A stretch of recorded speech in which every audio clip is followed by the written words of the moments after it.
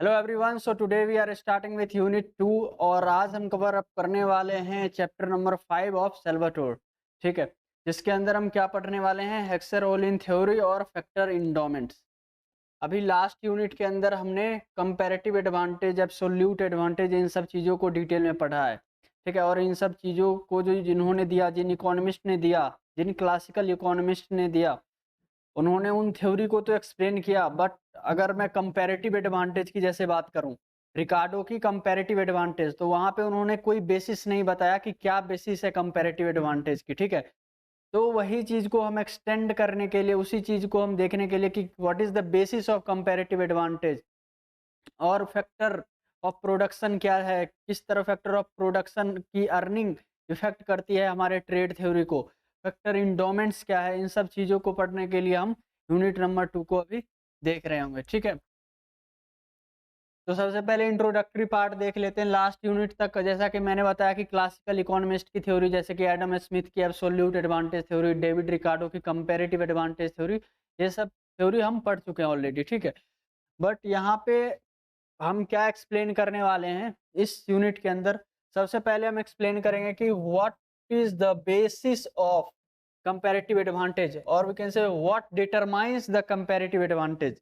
Next हम क्या देखने वाले हैं, the second way we extend our trade model is to analyze the effect that international trade has on the earning of factor of production.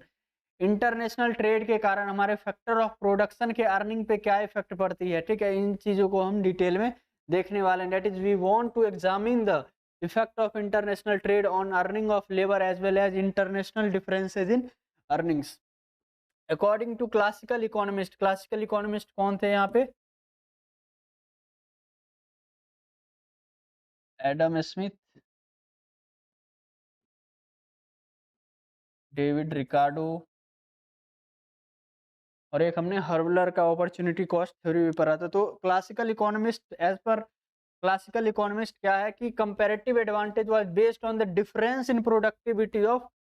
तो classical economist का कहना है कि जो कंपैरेटिव एडवांटेज है वो बेस्ड है किस चीज के ऊपर, प्रोडक्टिविटी ऑफ लेबर की। लेबर कितना ज्यादा प्रोडक्टिव है, हमारे पास जो लेबर है वो कितना ज्यादा प्रोडक्टिव है, 1 आवर में कितना ज्यादा एफिशिएंटली वो वर्क कर रहा है। ठीक है, तो उस चीज के ऊपर बेस्ड हमारा कंपैरेटिव एडवांटेज है। The only factor of production they explicitly considered among Nations. और उन्होंने सिर्फ फैक्टर ऑफ प्रोडक्शन के नाम पे सिर्फ लेबर को कंसीडर किया, बट हमें पता है किसी भी प्रोडक्शन के लिए एटलीस्ट हमें 2 या 3 फैक्टर ऑफ प्रोडक्शन चाहिए ही चाहिए होता है। हम शुरू से पढ़ते आ रहे हैं, हम अपने माइक्रो में, हम अपने मैक्रो में, कि at least labour and capital should be there. ठीक है, among nations, but they provided no explanation for such a difference in productivity except for possible differences in climate। ठीक, तो इसी को हम चेक करने के लिए, इसी को सॉर्ट आउट करने के लिए हम हेक्सर-ओलिन थ्योरी देखेंगे। और Heckscher Ohlin theory goes much beyond that by extending the trade model of previous 2 chapters to examine the basis for comparative advantage and the effect that trade has on factor earning in two nation. तो Heckscher Ohlin theory क्या करता है, उसी चीज़ को जो हमने अभी तक पढ़ते आया है उस चीज़ को थोड़ा-सा और वो एक्सटेंड करते हैं, और 2 फैक्टर ऑफ प्रोडक्शन का क्या इफ़ेक्ट रहता है इंटरनेशनल ट्रेड का, और इंटरनेशनल ट्रेड के कारण इनकी अर्निंग कैसे इफ़ेक्ट करती है, इन सब चीज़ों को हम इस यूनिट के अंदर देखेंगे। ठीक, ओके, तो सबसे पहले और the most important part of the chapter is assumption of the HO theory, that is Heckscher-Olin theory. मैं अभी से हेक्सर-ओलिन थ्योरी को एचओ थ्योरी ही कॉल आउट करूँगा, तो आप प्लीज़ कन्फ्यूज नहीं होना है आपको। ठीक है, तो सबसे पहले यहाँ पे 11 एजम्पशन दे रखी है। ऊपर के जो 4 5 से 6 एजम्पशन है वो बहुत ज़्यादा इंपॉर्टेंट है, एग्जाम में डायरेक्ट क्वेश्चंस इस पे आ सकते हैं, और आए भी हैं कि what are the assumptions of HO theory. और एचओ थ्योरी से रिलेटेड कोई भी ऐसा डिटेल्ड क्वेश्चन आता है, एक्सप्लेन और डिस्कस टाइप, तो वहाँ पे आपको एजम्पशंस लिखना ही लिखना है। ठीक है, सबसे पहला क्या चीज़ है कि ये 2x2 मॉडल है। इसका मतलब क्या है कि इस मॉडल के अंदर हमने 2 नेशन एज्यूम किया है, 2 फैक्टर ऑफ प्रोडक्शन एज्यूम किया है, एंड 2 गुड्स को एज्यूम किया है। ठीक है, यहाँ पे जैसा कि दे रखा है, there are 2 nations, nation 1 and nation 2, 2 commodities, commodity X and commodity Y, and 2 factor of production, labour and capital. ठीक है, तो सबसे पहला क्या एजम्पशन है, 2x2 मॉडल, यानी कि there is two commodity, there is two factor of production and there is two nations, nation 1 and nation 2। ठीक, नेक्स्ट हमारा एजम्पशन है both nation use the same technology in the production. दोनों nation जो है same amount of technology, same technology, same productive technology which have same productivity. तो दोनों ही nation के अंदर हमारे पास जो टेक्नोलॉजी है वो बिल्कुल ही सेम है। तीसरा एजम्पशन कहता है कि capital commodity X is labour intensive and commodity Y is capital intensive. अब इस चीज का क्या मतलब है कि कमोडिटी एक्स जो है वो लेबर इंटेंसिव है। लेबर इंटेंसिव का मतलब उस कमोडिटी को प्रोड्यूस करने के लिए हमें ज़्यादा लेबर की रिक्वायरमेंट है। यानी कि कमोडिटी कोई एक्स है जिसके अंदर अगर कैपिटल कम भी है तो भी हमारा वो कमोडिटी प्रोड्यूस हो जा रहा है with the help of too much labour. वहीं पे कमोडिटी वाई के केस में क्या है, कमोडिटी वाई को प्रोड्यूस करने के लिए हमें बहुत ज़्यादा कैपिटल की रिक्वायरमेंट है। ये चल सकता है कि वहाँ पे हमारे पास अगर लेबर ना भी हो या बहुत कम मात्रा में हो तो भी कोई दिक्कत नहीं, क्योंकि कमोडिटी वाई जो है हमारा कैपिटल इंटेंसिव कमोडिटी है। ठीक, assumption number 4 both commodities are produced under constant return to scale in both the nation. अब कांस्टेंट रिटर्न टू स्केल का क्या मतलब है, मतलब कि जिस अमाउंट से या जिस प्रोपोर्शन से हम अपने फैक्टर ऑफ प्रोडक्शन को इंक्रीज कर रहे हैं सेम अमाउंट से हमारा आउटपुट भी इंक्रीज हो रहा है। फॉर एग्जांपल अगर हम अपना इनपुट 10% से इंक्रीज कर दे रहे हैं तो हमारा आउटपुट भी 10% से इंक्रीज हो रहा है। ठीक है, तो यही है कि both commodities are produced under constant return to scale. Return to scale क्या है, बिल्कुल कांस्टेंट है, यानी कि जिस अमाउंट से हम अपने इनपुट को इंक्रीज कर रहे हैं, जिस अमाउंट से हम अपने फैक्टर ऑफ प्रोडक्शन को इंक्रीज कर रहे हैं सेम अमाउंट से हमारा आउटपुट भी इंक्रीज हो रहा है। ठीक, फिफ्थ एजम्पशन क्या है, there is incomplete specialisation in production in both the nation. अब इसका क्या मतलब है, there is incomplete specialisation in production in both the nation. It means that even with free trade both nation continue to produce both commodities. This implies that neither of the two nation is very small. मतलब ये है कि even with free trade जब कोई interference नहीं भी है, ठीक है, तब भी दोनों कमोडिटी अपनी अपनी गुड्स स्पेशलाइजेशन से प्रोड्यूस कर रही है। ठीक है, इसका मतलब है दोनों नेशन बहुत ज़्यादा स्मॉल नहीं है कि उन्हें इंटरनेशनल ट्रेड में इंगेज करना ही है तभी वो प्रोड्यूस कोई गुड्स या कोई कमोडिटी कर सकते हैं। बिना कोई इंटरनेशनल ट्रेड में इन्वॉल्व हुए भी वो अपने कमोडिटी को विद सेम पेस प्रोड्यूस कर रहे हैं। ठीक, सिक्स्थ एजम्पशन हमारा क्या है, taste and preferences in both the nations are equal. ठीक है, बहुत ही सिंपल एजम्पशन है कि टेस्ट यहाँ पे एंड प्रेफरेंसेज भी आप नोट डाउन कर सकते हो, taste are equal in both the nation. Seventh assumption क्या है, there is perfect competition in both the nation. Perfect competition के अंदर क्या है कि कोई भी एंटिटी या कोई भी पर्सन इतना बड़ा नहीं है कि वो वर्ल्ड प्राइस या मार्केट प्राइस को फ्लक्चुएट खुद ब खुद कर दे। ठीक है, परफेक्ट कंपटीशन का मतलब आप समझ सकते हैं कि बहुत सारे प्रोड्यूसर हैं, बहुत सारे कंज्यूमर हैं, किसी भी पर्टिकुलर एंटिटी के पास इतना पावर नहीं है कि वो मार्केट प्राइस को कंट्रोल करे। ठीक है, सिंपल सा मतलब ये है, वहाँ पे ना कोई डुओपोली है, ना कोई ओलिगोपोली है, ना कोई मोनोपोलिस्टिक कंपटीशन है, ना कोई मोनोपोली है। ठीक, एट्थ अजम्पशन कह रहा है there is perfect factor mobility within each nation but no international factor mobility. मतलब हर एक नेशन के अंदर within every nation there is perfect mobility of capital but there is no capital mobility और no factor of production mobility when there is a case of international. ठीक है, no international factor mobility. ठीक है, एक nation से दूसरे nation के अंदर हम अपने फैक्टर ऑफ प्रोडक्शन को इजीली मूव नहीं कर सकते, इजीली ट्रांसपोर्ट नहीं कर सकते, but within the same nation we can easily transport और move our factor of production. ठीक, ninth assumption there are no transportation cost tariffs और other obstruction to the free flow of international trade. मतलब there is no transportation cost tariffs और other obstruction to free flow of international trade करने के लिए ना कोई tariff है, ना कोई ट्रांसपोर्टेशन कॉस्ट है। इन सब चीज़ों से बिल्कुल ही फ्रीली हमारा इंटरनेशनल ट्रेड हो रहा है। All resources are fully employed in both the nation. दोनों नेशन के अंदर टेंथ एजम्पशन हमारा क्या है, all nations are fully employed in both the nation.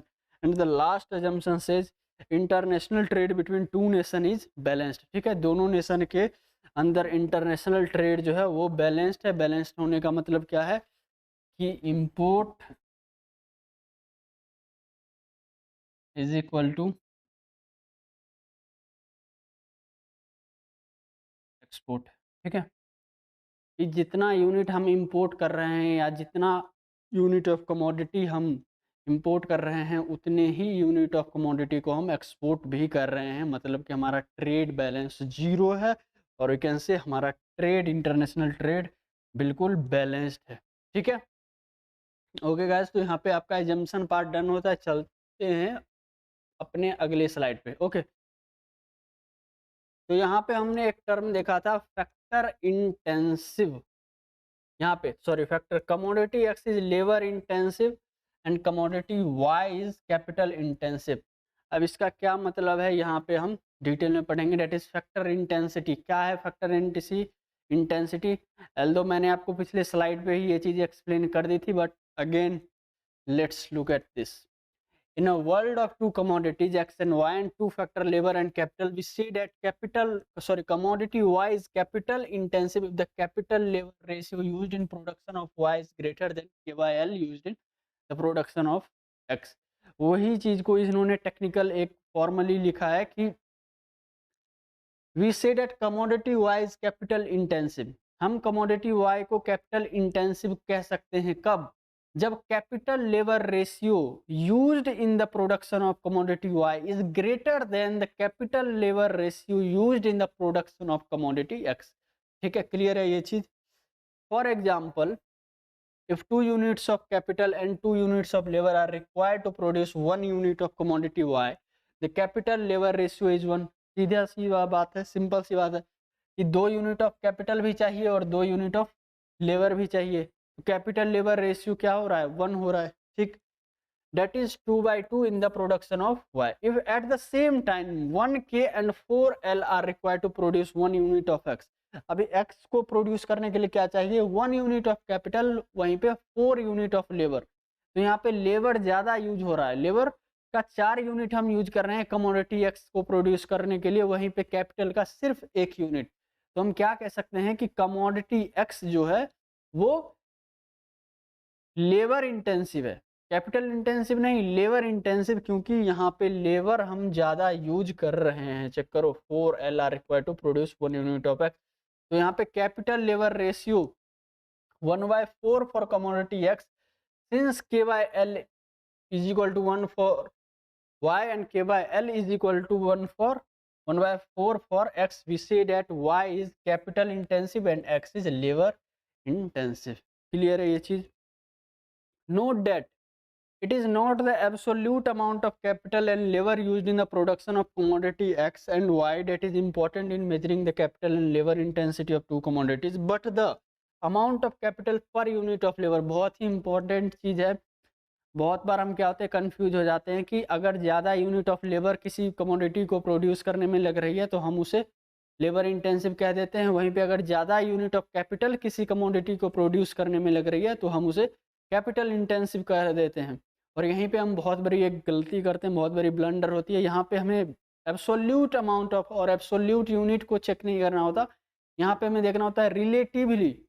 ठीक है, यहाँ चेक करो, amount of capital per unit of labour, कि इन रिलेटिव टू लेबर और इन रिलेटिव टू कैपिटल क्या हम ज्यादा कैपिटल यूज कर रहे हैं या कम कैपिटल यूज कर रहे हैं। ठीक है, for example suppose 3K and 12L instead of 1K and 4L are required to produce 1X, while to produce 1I require 2K and 2L as indicated earlier। अभी इन्होंने क्या किया कि प्रोड्यूस 1X। अब कमोडिटी X के लिए इन्होंने same रखा कि कमोडिटी X के केस में इन्होंने क्या किया, instead of 1K and 4L, अभी प्रीवियस केस में हमने देखा था कि कमोडिटी X को प्रोड्यूस करने के लिए कैपिटल का 1 यूनिट चाहिए, वहीं पे लेबर का 4 यूनिट चाहिए, तो हमने उसे लेबर इंटेंसिव कहा। अब यहाँ पे कह रहे हैं कि कैपिटल का 3 यूनिट चाहिए बट लेबर का 12 यूनिट चाहिए, सॉरी 3K एंड 12L। ठीक है, instead of 1k and 4l are required to produce 1x, while to produce 1y required 2k and 2l। वहीं पे y को प्रोड्यूस करने के लिए 2k and 2l चाहिए। तो देखो, even though to produce 1x required 3k while to produce 1y required 2k, commodity y would still be the capital intensive commodity। Capital y still be the capital intensive commodity. अभी check करो, अगर हम absolute amount में check करें तो x के case में तो हमारा 3k यूज हो रहा है, वहीं पे y के केस में सिर्फ 2k यूज हो रहा है। तो अगर हम एब्सोल्यूट के टर्म्स में चेक करें तो हम तो ये कह देंगे कि भाई x तो हमारा कैपिटल इंटेंसिव कमोडिटी है, हाँ या ना। बट ऐसा नहीं होगा, क्योंकि इन रिलेटिव टू हमें देखना होता है कि in relative to other factor of production how much we are consuming और how much we are using that particular factor of production. तो यहाँ पे लेबर और कैपिटल का प्रोपोर्शन बिल्कुल ही सेम है, तो अगर हम इसका रेशियो निकाले तो ये 1 हो रहा है, ठीक है। वहीं पे इसका अगर हम रेशियो निकाले 3/12, अगेन इट्स 1/4। तो कैपिटल लेबर रेशियो इसके अंदर लेस देन 1 ना, तो ये 1 ग्रेटर है, तो हमारा कैपिटल इंटेंसिव गुड तो y ही रहेगा। वहीं पे लेबर इंटेंसिव गुड क्या हो जाएगा, x हो जाएगा, ठीक है। That is k/l is equal to 2/2 for y but k/l is equal to 1/4 for x।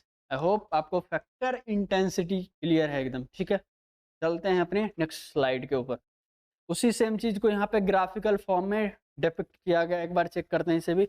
In nation 1, ये नेशन 1 है, ये आपका नेशन 2 है, ठीक है। Nation 1 the capital labour ratio equals 1 for commodity y and capital labour ratio 1/4 for commodity x। Check करो, this is for commodity y क्या है 1 and this is for 1/4 for commodity x। These are given by the slope of the ray from origin for each commodity in nation 1. Thus, commodity Y is the capital intensive commodity in nation 1. In nation 2, capital labor ratio is equal to 4 for Y and capital labor ratio 1 for X. Thus, commodity Y is capital intensive commodity and capital X is labor intensive commodity in both nations. ठीक है, nation 1 का case समझ में आ गया कि इसके case में X जो है क्या है, लेबर इंटेंसिव, और इसके केस में कमोडिटी वाई के केस में कैपिटल इंटेंसिव। अब नेशन 2 के केस को चेक करते हैं। 10 यहाँ पे चेक करो, nation 2 uses a higher KYL than nation 1, capital labour ratio than nation 1 in the production of both commodities because the relative price of capital is lower in nation 2 if RYW that is the relative price of what capital declined, producer would substitute K for L in the production of both commodities to minimize their cost of production. As a result, capital labor ratio would rise for both commodities. Nation 2 के case में check करो, यहाँ पे capital labour ratio हमारा क्या हो जाएगा, 4 हो जाएगा। वहीं पे capital labour ratio in the case of good x 1 हो जाएगा। जस्ट अपोजिट हो रहा है नेशन 2 के केस में। क्लियर है ये चीज़। नेक्स्ट हमारा है फैक्टर अबंडेंस। अब इसका क्या मतलब है, फैक्टर अबंडेंस, इसके नाम से ही पता चलता है कि कोई एक पर्टिकुलर फैक्टर है जो कि अबंडेंस में अवेलेबल है एक पर्टिकुलर नेशन के अंदर और कंट्री के अंदर, ठीक। पर चेक करते हैं, there are 2 ways to define factor abundance. One way is in terms of physical unit, in terms of overall amount of capital and labour. Another way to define factor abundance in terms of relative factor prices, that in terms of rental price of capital and price of labor time in each nation, ठीक है। तो यहाँ पे उन्होंने बताया कि factor abundance को define करने का हमारे पास 2 तरीका है। सबसे पहला तरीका तो जैसा कि मैंने बताया कि फिजिकल यूनिट के टर्म्स में चेक करते हैं कि कौन सा फैक्टर ऑफ प्रोडक्शन है जिसका फिजिकल यूनिट हमारे पास बहुत ज़्यादा है, ठीक है। तो जाहिर सी बात है, जो जिस फैक्टर ऑफ प्रोडक्शन की फिजिकल यूनिट हमारे पास ज़्यादा होगी उसको हम क्या कहेंगे कि इस पर्टिकुलर फैक्टर ऑफ प्रोडक्शन की क्वांटिटी हमारे पास ज़्यादा है। So we can say that this particular factor of production we have in abundance, ठीक है।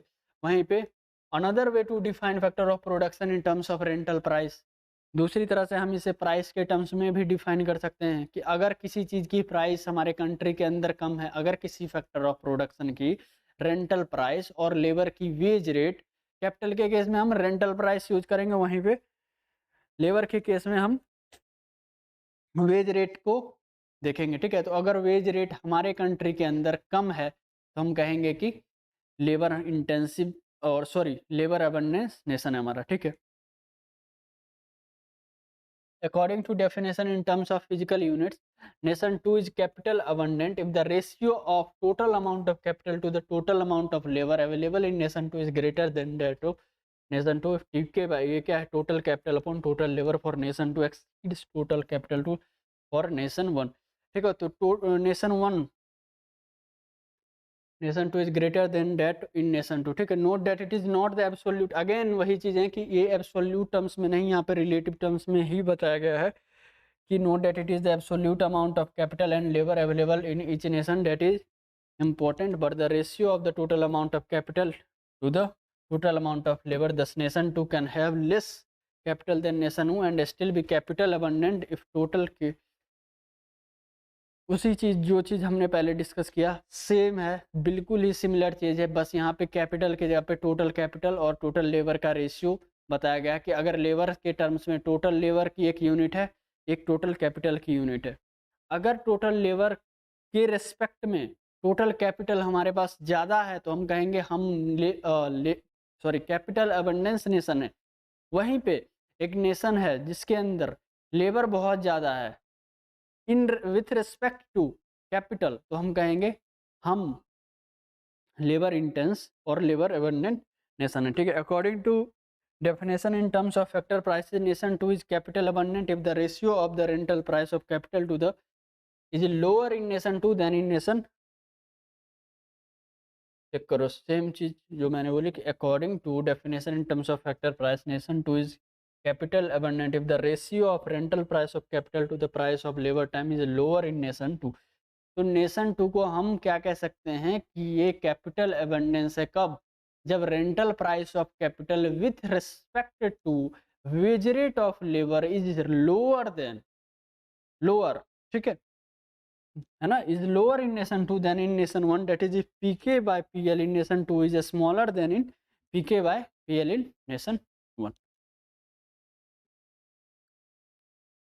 Now there is a factor abundance and the shape of production frontier. Production possibility frontier हमने पहले भी चेक किया है कि प्रोडक्शन पॉसिबिलिटी फ्रंटियर क्या showcase करता है कि with the given amount of factor of production maximum how much we can produce. ठीक है, और उस फैक्टर प्रोडक्शन पॉसिबिलिटी फ्रंटियर के ऊपर जो भी पॉइंट डिपेक्ट करते हैं वो ये शोकेस करता है कि जैसा कि यहाँ पे ये चेक करो, ये डायग्राम हमने चेक करा है। ठीक है, nation 2 is a capital abundant nation and commodity wise capital intensive commodity. ये चीज़ें अभी क्लियर है कि नेशन 2 क्या है, कैपिटल अबंडेंट नेशन है, मतलब वहाँ पे कैपिटल की यूनिट्स और कैपिटल की मात्रा बहुत ज़्यादा है। ठीक है, and commodity wise capital intensive commodity, तो जाहिर अभी कमोडिटी वाई है जिसके अंदर हमें कैपिटल की रिक्वायरमेंट कहाँ है, तो यहाँ से हमें क्या कंक्लूड कर सकते हैं, तो नेशन 2 के अंदर जो गुड्स प्रोड्यूस होगी, जो goods maximum amount of produce होगी, वो गुड्स कौन सी होगी, कमोडिटी वाई ही, और गुड्स वाई और we can say commodity Y produce होगी। Nation 2 can produce relatively more of commodity Y than nation 1। On the other hand since nation 1 is labor abundant nation and commodity y is labor intensive commodity, so nation 1 will produce commodity x। check karo, nation 1 labor and nation 1 can produce relatively more commodity x than nation 2। this gives a production frontier for nation 1 that is relatively flatter and wider than production if we measure x along the horizontal axis। suppose यहाँ पे अगर हम commodity x को लेते हैं और यहाँ पे वाई को लेते हैं, ठीक है, तो इस केस में जो प्रोडक्शन फ्रंटियर बनेगा वो कुछ ऐसा बनेगा। ठीक है, क्योंकि nation 1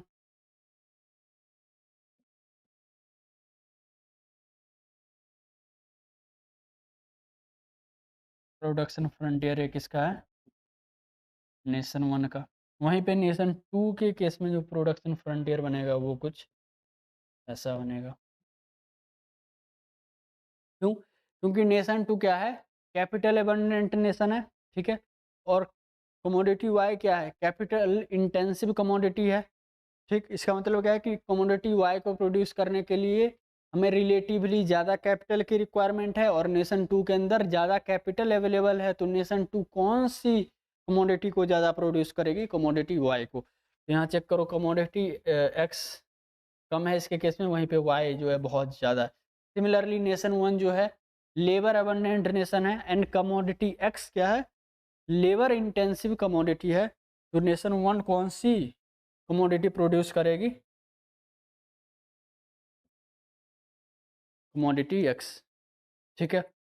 Since nation one is the labor abundant nation and commodity X is labor intensive commodity, nation one's production frontier is skewed toward the horizontal axis which measures commodity X. On the other hand, since nation two is capital intensive, capital abundant nation and commodity Y is capital intensive commodity, nation two's production frontier is skewed towards vertical axis measuring commodity Y. यहाँ पे आप proper graph के through check कर सकते हो, ठीक है। The production frontier of nation one is flatter. अब फ्लैटर क्यों है मैंने एक्सप्लेन कर दिया अभी। Frontier of nation two indicating the nation one can produce relatively more of commodity X. वहीं पे नेशन टू के केस में क्या है, प्रोडक्शन फ्रंटियर स्टीपर है, जो कि क्या डिपेक्ट कर रही है कि nation two can produce more of commodity Y. Next what we have is factor endowments and Heckscher Ohlin theory, ठीक है। We can state the Heckscher Ohlin theory as follows, a nation will export the commodity. अच्छा, मैं आपको lemon terms में पहले HO theory को अच्छे से बताता हूँ। देखो, एचओ थ्योरी के अंदर सिंपल सी बात है कि एक नेशन उस कमोडिटी को एक्सपोर्ट करेगी जिसके अंदर वो अबंडेंट है, जिस जिस कमोडिटी के अंदर वो अबंडेंट है। जो कमोडिटी उस पर्टिकुलर नेशन के अंदर अबंडेंट है, उस कमोडिटी को वो एक्सपोर्ट करेगी। वहीं पे एक दूसरी कमोडिटी जिसके अंदर फैक्टर ऑफ प्रोडक्शन जो रिक्वायर्ड है वो अबंडेंट में अवेलेबल नहीं है उस कंट्री के अंदर, उस कमोडिटी को वो इंपोर्ट करेगी। सिंपल सा मतलब ये है, ठीक है। एक बार चेक करते हैं। A nation will export the commodity whose production required the intensive use of nations relatively abundant and cheap factor and import the commodity whose production requires the intensive use of nations relatively scarce and expensive factor। Simple सा मतलब है, एक nation है, चलो एक nation है जिसके अंदर दो कमोडिटी है एक्स वाई। अब कमोडिटी एक्स के अंदर जो फैक्टर ऑफ प्रोडक्शन यूज होगी, मान लो लेबर और ये मान लो कैपिटल, ठीक है। तो नेशन के अंदर कमोडिटी, दो कमोडिटी नेशन प्रोड्यूस कर रही है, सॉरी एक नेशन के अंदर दो कमोडिटी है, commodity X and commodity Y. Commodity X के अंदर क्या है कि लेबर इंटेंसिव गुड है, उसके अंदर लेबर की क्वांटिटी ज़्यादा चाहिए। वहीं पे कमोडिटी वाई क्या है, कैपिटल इंटेंसिव गुड है, कैपिटल बहुत ज़्यादा चाहिए। अब ये नेशन क्या है, ये लेबर एबंडेंट नेशन है,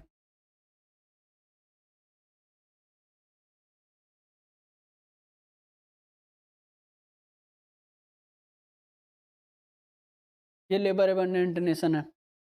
अब आप बताओ कि ये नेशन जो है, पर्टिकुलर नेशन, ये कौन से कमोडिटी को एक्सपोर्ट करेगी और कौन से कमोडिटी को इंपोर्ट करेगी। जाहिर सी बात है, अगर ये नेशन जो है ये लेबर अबंडेंट नेशन है, मतलब क्या है, यहाँ पे बहुत सारा लेबर है, मतलब ये इजीली अवेलेबल है कंट्री के लिए गुड्स को प्रोड्यूस करने के लिए।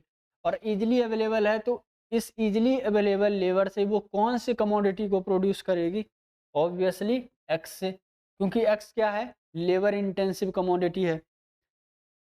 और वहीं पे वाई के केस में चेक करें तो वाई क्या है, कैपिटल इंटेंसिव कमोडिटी है, जबकि नेशन क्या है, ये लेबर इंटेंसिव है, कैपिटल इंटेंसिव नहीं है। तो वाई को वो इंपोर्ट करेगी। वही चीज़ तो है यहाँ कि nation will export the commodity whose production require the intensive use of the nation's relatively abundant and cheap factor। अब कोई भी चीज़ abundant में है तो उस पर्टिकुलर नेशन के लिए तो वो चीप हो गई ना, क्योंकि उस पर्टिकुलर नेशन के अंदर लेबर बहुत सारे हैं। तो उसके लिए तो लेबर का यूज कर रहे हैं और उसके लिए लेबर चीप हो गए, तो उससे वो प्रोड्यूस जो गुड्स कर सकती है वो क्या एक्स कर सकती है। So the nation will produce more of good X and they will start exporting the commodity X, और we can say good X. And at the same time nation Y is capital intensive commodity, but the nation is not capital intensive, sorry capital abundant nation, तो वो क्या करेगी, they will start importing the commodity Y, ठीक। in short the relatively labor rich nation exports the relatively labor intensive commodity and imports the relatively capital intensive commodity। in short the relatively labor rich nation, एकदम short में एक line के अंदर यहाँ समझो कि अगर कोई nation relatively labour rich nation है, they will export the relatively labour intensive commodity and import the capital intensive commodity. In terms of our previous discussion, this means that nation one exports commodity X because the commodity X is the labour intensive commodity and labor is relatively abundant and cheap factor in nation one। Similarly, or we can say conversely, nation two exports commodity Y because commodity Y is the capital intensive commodity and capital is relatively abundant and cheap factor in nation two, that is R by W, or we can say rate rental rate जो ratio है इसका, ठीक है, is lower in nation two than in one।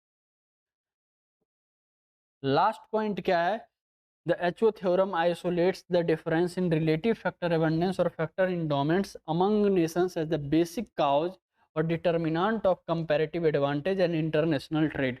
बहुत ही important point है, इस session के स्टार्ट में जो क्वेश्चन हमारे पास थी कि what is the basis of comparative advantage, उसका आंसर हमें यहाँ पे मिल चुका है। एचओ थ्योरम कहता है और हेक्सर ओलिन कहते हैं कि difference in relative factor abundance और factor endowments among nation as the basic cause, ठीक है। डिफरेंस इन फैक्टर अबंडेंस जो है ये मेजर काउज है हमारा कंपैरेटिव एडवांटेज का एंड इंटरनेशनल ट्रेड का, ठीक। For this reason the H O model is often referred to as factor proportion और factor endowment theory, that is each nation specialize in the production and export of the commodity intensive in its relatively abundant and cheap factor and imports the commodity in which they are in scarce, ठीक है, in which relatively scarce and expensive factor। एक minute में इसे erase कर दूं so that if you want to note down this you can note it।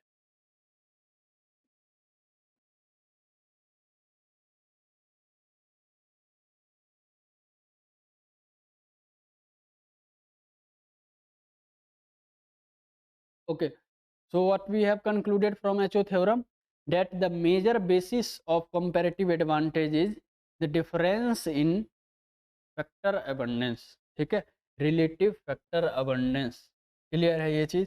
also it is often referred to as factor proportion and factor endowment theory, ठीक है, that is each nation specializes in the production of commodity they have in which they have in abundance, ठीक है। Production and export of the commodity intensive in its relative abundant and cheap factor, वहीं पे country क्या करती है, import करती है commodity जिसकी क्वांटिटी उस कंट्री के अंदर स्कार्स में हो और रिलेटिवली एक्सपेंसिव हो, ठीक। Next what we have is general equilibrium framework of Heckscher Ohlin theory, ठीक। अब इसको हम एक डायग्राम से समझते हैं, जनरल इक्विलिब्रियम फ्रेमवर्क क्या है।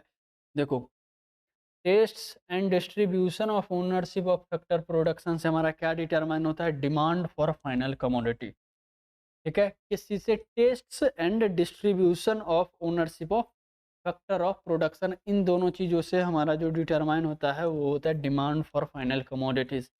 एंड जब भी एक पर्टिकुलर कमोडिटी की डिमांड राइज होगी मार्केट के अंदर, तो वहीं से डिराइव्ड डिमांड फॉर फैक्टर्स, ठीक है,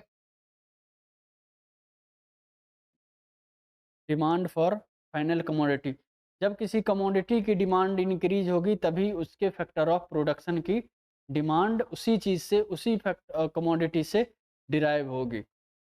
next, demand for factor and supply of factor, demand for factor and supply of factor, इन दोनों चीज़ों का जहाँ पे इंटरसेक्शन होगा वहाँ पे हमारा इक्विलिब्रियम फैक्टर प्राइस डिटरमाइन होगा। क्लियर है ये चीज़? अब फैक्टर प्राइस और टेक्नोलॉजी जब इंटरसेक्ट करेंगे फिर जाके हमारा फाइनल कमोडिटी का प्राइस डिटरमाइन होगा। ठीक है, beginning at the lower right hand corner of the diagram we see that distribution of ownership of factor of production or income and test determine the demand for commodity. The demand for factor of production is then derived from commodity for final commodity. The demand for and supply of factor determine the price of factor, the price of factor and technology then further determine the final commodity price. ठीक है, एक बार मैं summarise कर दूं, test और distribution of ownership of क्या factor of production से हमारा क्या डिटरमाइन होता है, derive demand for final commodity, final commodity का डिमांड आया। ठीक है, अब जैसे ही फाइनल कमोडिटी की डिमांड बढ़ी तो वहाँ से हमारा उस पर्टिकुलर कमोडिटी के लिए जो फैक्टर ऑफ प्रोडक्शन रिक्वायर्ड है उसकी डिमांड बढ़ेगी, derive demand for factor of derive demand for factors. अब सप्लाई ऑफ फैक्टर और डिराइव डिमांड फॉर फैक्टर, इन दोनों से हमारा उस पर्टिकुलर फैक्टर की प्राइस डिटरमाइन होगी। ठीक है, और फैक्टर ऑफ प्राइस और टेक्नोलॉजी से हमारा फाइनल कमोडिटी की प्राइस डिटरमाइन होगी। नेक्स्ट, यहाँ पे इलस्ट्रेशन, ग्राफिकल इलस्ट्रेशन है हमारा हेक्सर-ओलिन थ्योरी का। ठीक है, कुछ नहीं है, प्रोडक्शन पॉसिबिलिटी फ्रंटियर, ये आपका दोनों इंडिफरेंस कर्व है। ठीक है, जब फ्री ट्रेड था, जब कोई इंटरनेशनल ट्रेड नहीं हो रहा था, तब नेशन 1 जो था वो या इस पॉइंट पे इक्विलिब्रियम पे था और नेशन 2 ए डैश पे इक्विलिब्रियम पे था। When there is a international trade तो ये शिफ्ट होके हमारा बी पे आ गए और ये शिफ्ट होके हमारा बी डैश पे आ गए। ठीक है, क्यों हुआ ऐसा चेक करते हैं एक बार। Indifference curve I is common to both nation because of the assumption of equal taste. हमने पहले ही चेक करा था अपने एजम्पशन के अंदर कि there is a equal taste and preference of commodity in both the nation as we have seen in the assumption of the HO theory. ठीक है, indifference curve I is tangent to the production frontier of nation 1 at point A and tangent to the production frontier. समझ में आ रहा है ये tangent? ठीक है, this defines the no trade equilibrium relative commodity price of P A.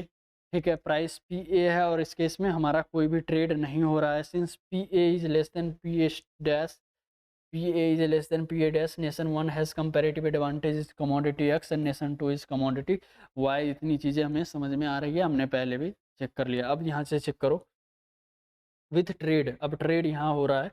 Nation 1 produces at point B and by exchanging X for Y reaches at point A in consumption, see trade triangle BCE। Check करो, with trade हमारा E point पे पहुंच गए हैं हम। ठीक है, nation 2 produces at B dash and by exchanging Y for X reaches at E dash. Nation 2 जब ट्रेड होने लगा तब नेशन 1 कहाँ प्रोड्यूस कर रही है, पॉइंट नंबर बी पे। जब ट्रेड होने लगा तो नेशन 2 कहाँ पे प्रोड्यूस कर रही है, बी डैश पे।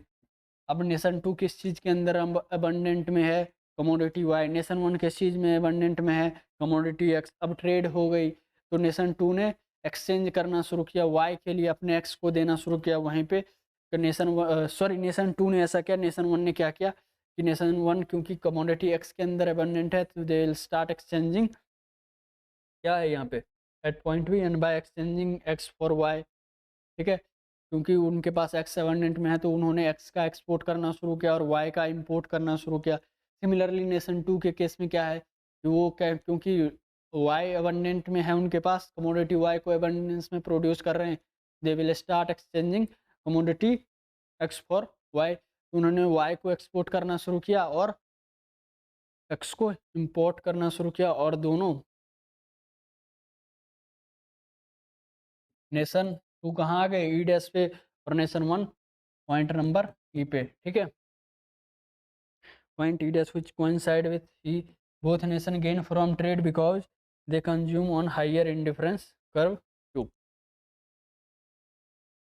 अभी ट्रेड से क्या हुआ, दोनों नेशन का गेन हो रहा है। इस ये चीज़ हमें कैसे पता चल सकती है, क्लियरली हम चेक कर सकते हैं। पहले ये इंडिफरेंस कर्व 1 पे थी, अब इंडिफरेंस कर्व 2 पे है। And we know that by the property of indifference curve that the higher indifference curve shows the higher satisfaction. ठीक है, नेक्स्ट हमारा है फैक्टर प्राइस इक्वलाइजेशन थ्योरम। अब इस चीज़ का क्या मतलब है, नाम से ही पता चल रहा है कि कुछ फैक्टर प्राइस है जो एक पॉइंट पे जाके इक्वल हो रही है। अब चेक करते हैं एक बार क्या है। We can state the factor price equalisation theorem as follows. International trade will bring about equalisation in relative and absolute return to homogenous factor across nation. मतलब क्या है, इंटरनेशनल ट्रेड जो है bring about equalization in the relative and absolute homogeneous factor across nations. As such, international trade is a substitute for international mobility of factor। मतलब क्या, homogeneous factor का क्या मतलब है यहाँ पे, हम यहाँ पे दो फैक्टर ऑफ प्रोडक्शन पढ़े हमने, लेबर और यहाँ मैं लिख दूँ कैपिटल। अब होमोजेनस लेबर का मतलब क्या है, labour with same amount of skill, same amount of productivity. वहीं पे कैपिटल क्या है, capital with same amount of productivity. ठीक है, तो कैपिटल और लेबर क्या है, अगर होमोजेनस है तो दोनों से रिलेटिव और एब्सोल्यूट रिटर्न सेम ही आएगी। ठीक है, what this means is that international trade will cause the wages of homogenous labour, that is labour with same level of training skill and productivity to be the same in all trading nation if all the assumptions of section 5.2a। Section 5.2a assumption का मतलब simple था जो हमने discuss किया था एस्टो theory का assumptions अपने इंट्रोडक्शन के बाद सेकेंड स्लाइड के अंदर ही। ठीक है, similarly international trade will cause the return to homogenous capital that is capital of same productivity and risk, यानी कि होमोजेनस रिटर्न होंगे कैपिटल और लेबर के। ठीक है, we know that in the absence of trade the relative price of commodity X is lower in nation 1 and then in nation 2 because the relative price of labor or wage rate is lower in nation 1। हम शुरू से देखते आ रहे हैं कि commodity x जो है वो लेबर इंटेंसिव कमोडिटी है और नेशन 1 जो है वो क्या है, लेबर अबंडेंट नेशन है। लेबर अबंडेंट नेशन है मतलब लेबर अबंडेंट नेशन है मतलब वेज रेट उस पर्टिकुलर कंट्री के अंदर कम है क्योंकि लेबर क्या है, अबंडेंस में है। As nation one specialises in the production of commodity X the labour intensive commodity and reduces it production of commodity Y the capital intensive commodity the relative demand for labour rises causing wage to rise while the relative demand for capital falls causing the interest rate to fall। क्या मतलब है इसका,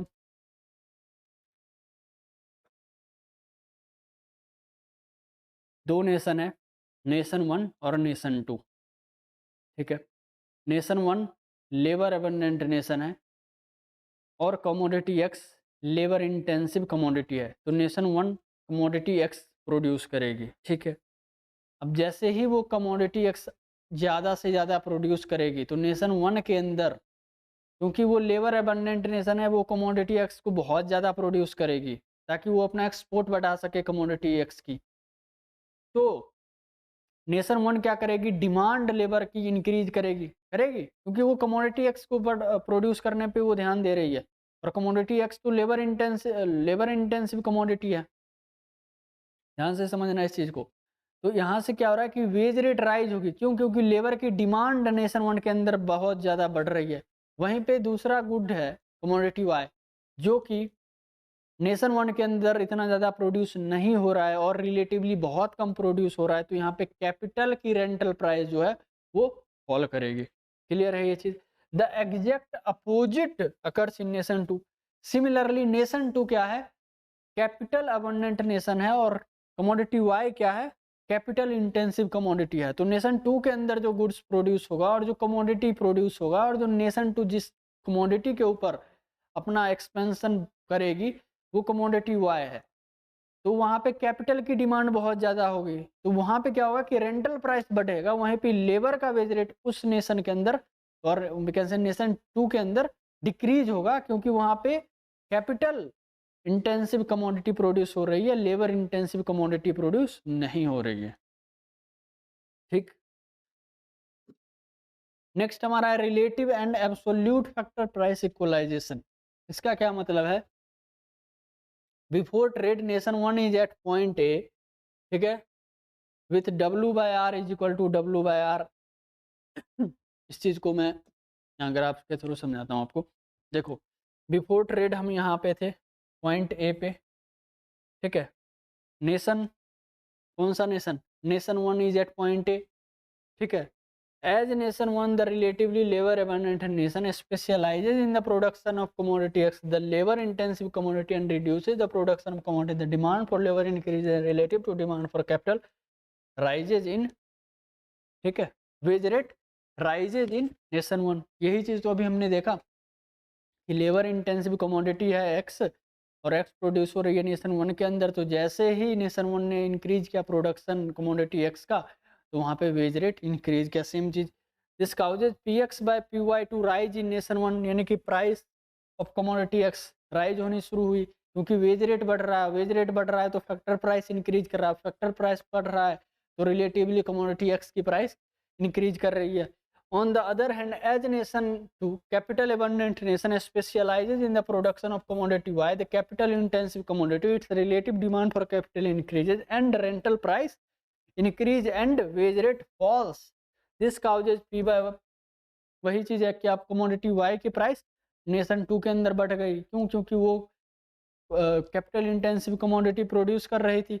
अब capital intensive produce करने के लिए उन्हें ज़्यादा कैपिटल चाहिए, तो उन्होंने कैपिटल का डिमांड इंक्रीज किया। अब जैसे ही डिमांड इंक्रीज हुई तो कैपिटल की प्राइस बढ़ने लगी, यानी कि we can say that rental price of the capital start increasing in nation two.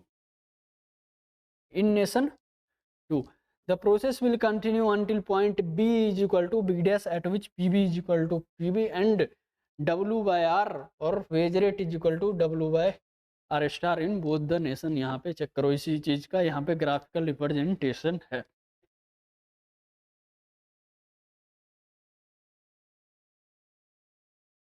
ठीक है, the horizontal axis measures wage rate and vertical axis price of commodity before trade nation one is at point A with W R is equal to, before trade nation one यहाँ पे थी and P X by P Y is equal to P A, while nation 2 is at point A dash with W by R is equal to W by R2 and Px upon Py is equal to Pa dash. Since W by R is lower in nation 1 than in nation 2, Pa is lower than P dash, so that nation 1 has comparative advantage in commodity X, as nation 1 specializes in the production of commodity X with trade and increases the demand for labor relative to capital. W by R rises as nation 2. Similarly, as nation 2 specializes in production of commodity Y, the RYW start increasing, ठीक है, and increasing its relative demand for capital rises, W by R falls। अब देखो ये nation 2 का case है। Nation 2 के case में क्या हुआ कि वेज रेट डिक्रीज करनी शुरू हुई और वहीं पे यहाँ पे वेज रेट इंक्रीज करनी शुरू हुई नेशन 1 के केस में। क्यों हुई? अभी मैंने बताया कि नेशन 1 जो है वो लेबर अबंडेंट नेशन है, तो वो लेबर इंटेंसिव कमोडिटी उन्होंने प्रोड्यूस करना शुरू किया, जिसके कारण उस कंट्री के अंदर नेशन 1 के अंदर लेबर की डिमांड बहुत ज़्यादा इंक्रीज हुई। लेबर की डिमांड इंक्रीज हुई तो वेज रेट इंक्रीज होने लगी। वहीं पे नेशन 2 क्या है? कैपिटल इंटेंसिव कमोडिटी है, तो वहाँ पे कैपिटल की डिमांड इंक्रीज हुई, लेबर की डिमांड इंक्रीज नहीं हुई, तो वहाँ पे वेज रेट फॉल होनी शुरू हो गई। ये फॉल हो रही है और यहाँ पे आप रेज हो रही है, और ये दोनों आके यहाँ तक ये फॉल करेंगे और यहाँ तक, और ये बी और ये बी डैश, ठीक है। और फाइनल जो हमारा प्राइस है वो ये है और वेज रेट ये है। क्लियर है ये चीज़? नेक्स्ट हम चेक करेंगे effect of trade on the distribution of income. We know that trade increases the price of nation's abundant and cheap factor and reduces the price of its scarce and expensive factor. In terms of our example, wage rises and rental price falls in nation 1 while the wage falls and rental price rises in nation 2. Since labor and capital are assumed to remain fully employed before and after trade, the real income of labor and real income of owners of capital move in the same direction as the movement in factor price. Clear है ये चीज? Thus trade causes real income of labor to rise and real income of owner of capital to fall in nation 1. Real income of labour rise हो रहा है ना, क्योंकि labour की demand nation one के अंदर क्या है, बहुत ज़्यादा है, ठीक है। वहाँ पे real income of labour increase हो रही है, वहीं पे ओनर ऑफ कैपिटल जो है उसकी इनकम रिड्यूस हो रही है, क्योंकि वहाँ पे कैपिटल इंटेंसिव गुड प्रोड्यूस नहीं हो रही, वहाँ पे लेबर इंटेंसिव गुड्स प्रोड्यूस हो रही है। Similarly international trade causes the real income of labour to fall and real income of owner of the capital to rise in case of nation two, ठीक है, क्योंकि वहाँ पे हम कैपिटल इंटेंसिव गुड प्रोड्यूस कर रहे हैं, लेबर इंटेंसिव गुड्स को प्रोड्यूस नहीं कर रहे हैं। आप चेक करेंगे वही चीज़ें हैं कि on the other hand international trade causes the real income of labor to fall and real income of owner of capital to rise in nation to the nation with expensive labor and cheap capital. This is the conclusion of Stopler-Samuelson theorem. ध्यान रखेंगे Stopler-Samuelson theorem का conclusion यही है। Since in developed nation, example United states, Germany, Japan, ये सारे जितने developed Nations हैं, इनके केस में क्या है कि capital is the relatively abundant, इनके पास कैपिटल क्या है, बहुत सारा एबंडेंट है, ठीक है। एंड लेबर क्या है, लेस एबंडेंट, रिलेटिवली कैपिटल वहाँ पे एबंडेंट है। जितने भी डेवलप्ड नेशन हैं, जैसे कि हमारा यूएस हो गया, चाइना हो गया, जापान हो गया, जर्मनी हो गया, फ्रांस हो गया, ब्रिटेन, इटली हो गया। This is why labour unions in developed nation generally favour trade restrictions, generally favor trade restrictions in less developed nations, example India, Egypt. However, labor is the relatively abundant factor and international trade will increase the real income of labor and reduce the real income of the owner of the capital. Next हमारा पास जो है वो है the specific factors model. अब ये क्या चीज़ है, factors are perfectly mobile among the nation's industries or sectors, although this is likely to be true in the long run, it may not be true in the short run. long run के case में तो ये हो सकता है कि जो भी फैक्टर ऑफ प्रोडक्शन है वो फ्रीली मोबाइल है, फ्रीली मूव कर रहे हैं, but in the case of short run it may not be the true when some factor say capital may be immobile और स्पेसिफिक टू सम इंडस्ट्री और sector. क्योंकि capital जो है वो एक तो ये हो सकता है कि वो पर्टिकुलर किसी इंडस्ट्री के केस में स्पेसिफिक हो, कि उसी इंडस्ट्री के केस में ही हमारा कैपिटल यूज हो रहा हो, या फिर वो इमोबाइल हो, ठीक है। In order to in order to examine the specific factors model, suppose that a nation that is relatively labor abundant produces two commodities, commodity X which is labor intensive and commodity Y which is capital intensive. Both commodities are produced with labor and capital, but labor is mobile between the two industries while the capital is specific to each industry, that is the capital used in the production of X say food cannot be used in the production of Y say cloth and vice versa.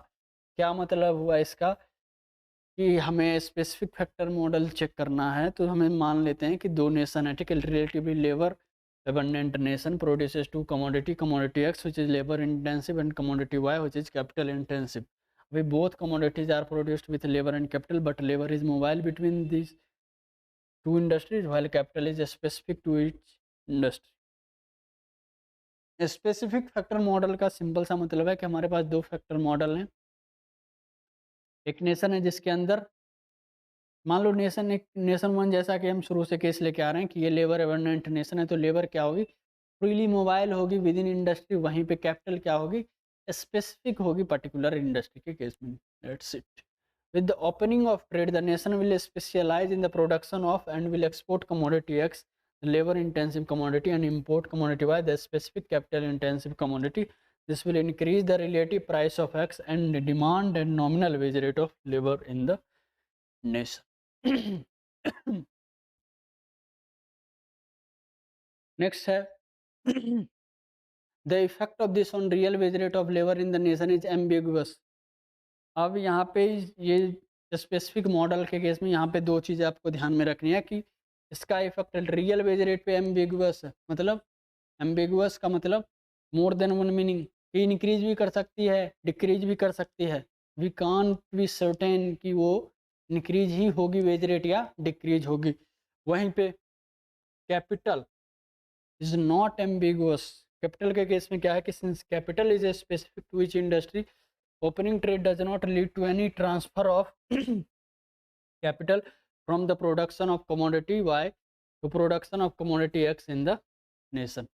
ठीक, with more labor used in the given specific, क्योंकि capital specific है इस industry में, opening trade does not lead to any transfer of capital from the production of quantity Y to the production of X in the nation.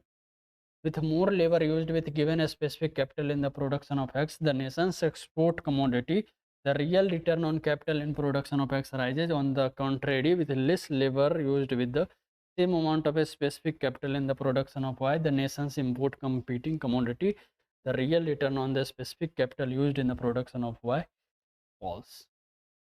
अभी capital ये बहुत, एक minute, इस चीज़ को आप समझो ऐसे.